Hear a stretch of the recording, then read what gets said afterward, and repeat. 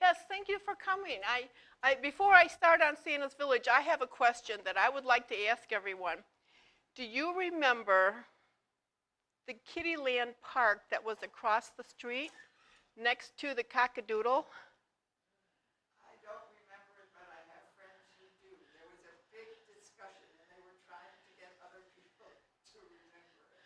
Yes, I remember going there as a kid, and this was before Santa's Village. And I'm not 100% sure, but I think that Kittyland became the Kittyland that was in Melrose Park. That was disbanded a short time Yes. ago.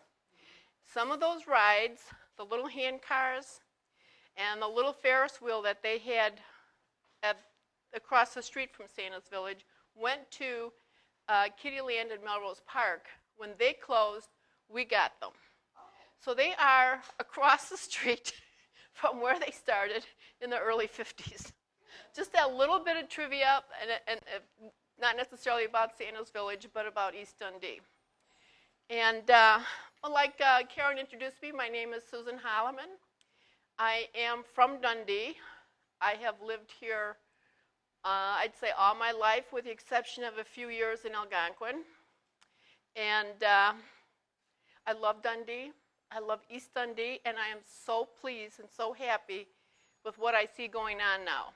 And that we've got Karen supporting us and putting us out there for everybody. I'm really, really pleased. What I'm going to start with is a bit of a timeline of Santa's Village, sort of going year by year or decade by decade. It was opened in 1959, and that was 55 years ago this month. It opened on a Sunday, May 30th, which was Memorial Day at that time, because they didn't do Memorial Day on Monday then, did it on Sunday. So we are, at Santa's Village, we are honoring that by letting the first 255 people that come into the park on Monday, we're letting them in for 55 cents.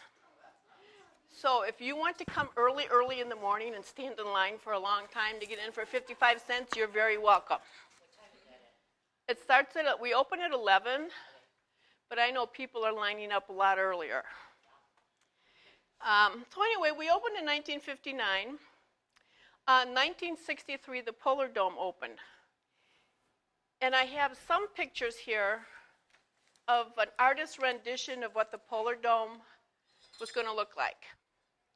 It was the very first of its kind in the world. It was the largest air-supported dome in the world at that time. We had national coverage on it, and if you remember it all, you could see it. If you came south on 25, you could see that big thing. It looked like some alien had landed, or the moon had slipped into East Dundee. Unfortunately, though, in 1966, we're not exactly sure what happened. I've heard several different stories, but the prevailing one is that the storm and high winds ripped a tear into the fabric, and the dome came down. They opened it that year without any roof or any covering on it at all, so everybody was skating like outdoors. And the following year, I think it was 1967, is when they put the roof on, which is there now. And it's a beautiful roof. It's all wood. If you go inside on the ice and look up, it's all wood. It's like wood flooring, hardwood flooring, and the ceiling is like that with big wood rafters. The Polar Dome, when it was originally built, sat 4,000 people.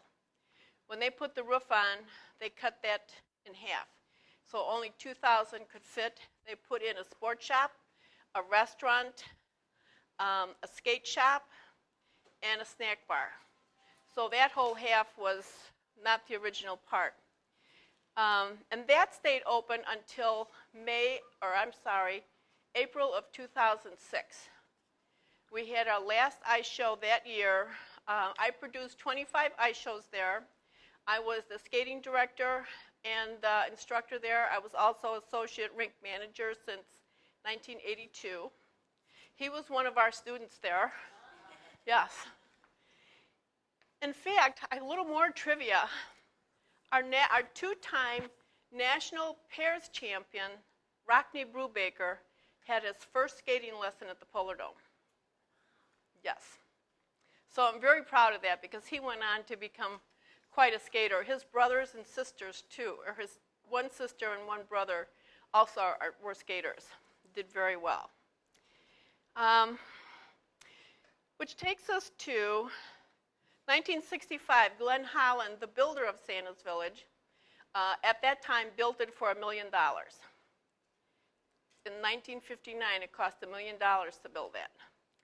And he sold it. When the Polar Dome opened, it had kind of put him under financially. But by opening it, it enabled Santas Village to stay alive. Because when Santas Village was open, the Polar Dome was closed. So it allowed Santas Village to exist basically year-round. There was something going on. It was a viable business.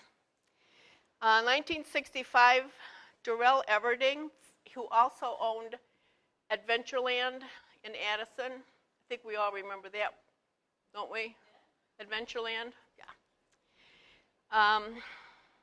So he became the owner. In 1973, he suddenly died. I think it was 72 he died. And his family came in to run, his mother and brothers and sisters came in to run the business, and turned out they couldn't do it. They sold it to Medina Investors in 1974. 1978, the park was purchased by Phil Ostrike and Hugh Wilson, who owned the park until 2006. And there were some local investors from town here that were going to buy the business and keep it going, but their financing fell through and the park closed. It was closed for almost 5 years. All the rides were auctioned off, and it was left to just sit there and deteriorate. The grass had grown up through the blacktop.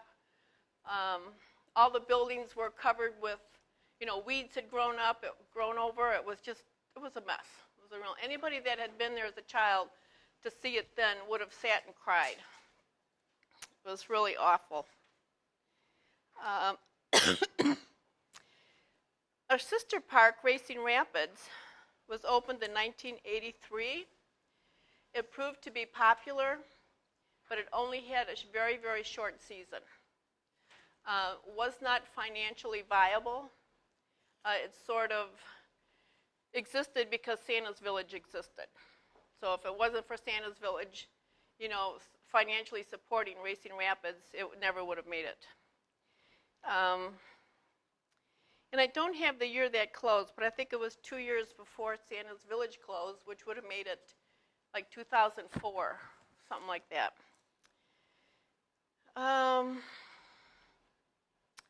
Let's see. The property, Glenn Holland, when he built Santas Village, had a 50-year lease with McGraw Foundation next door to us. They had the 55 years, or the 50 years would have been over in 2008. In 2005, or I think it was 2005, Sterling Bay investors purchased the land from McGraw. And then Santas Village went under, and the whole property sat empty,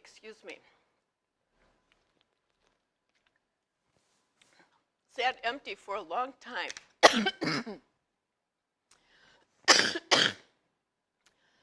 And Sterling Bay was approached by Jason Serpian, and they partnered up and opened Santas Village again in the fall of 2010.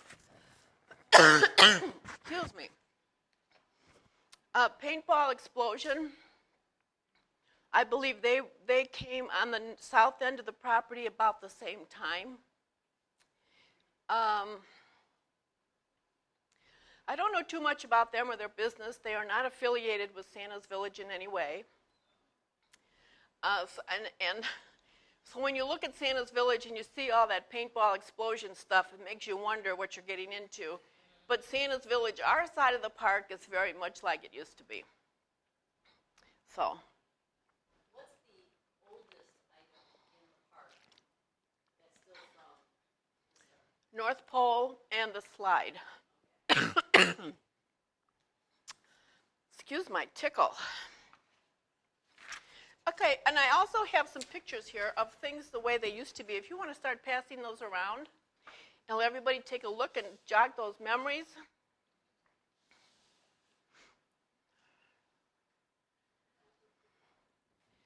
Now these pictures are all from the early 60s.